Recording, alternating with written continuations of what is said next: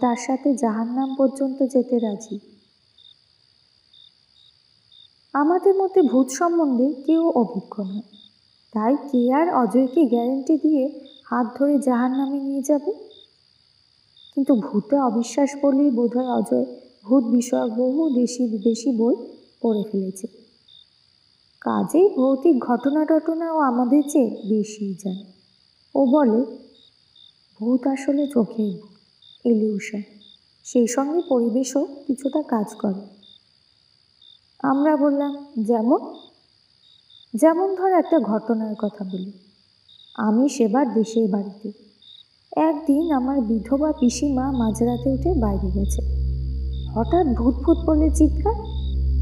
আমরা সবাই এসে দেখি পিসিমা মাটিতে অজ্ঞান হয়ে পড়ে আছে। মুখ দিয়ে একটা গো গো শব্দ বেরোচ্ছে। জল টল দিতে তার জ্ঞান ফিরল।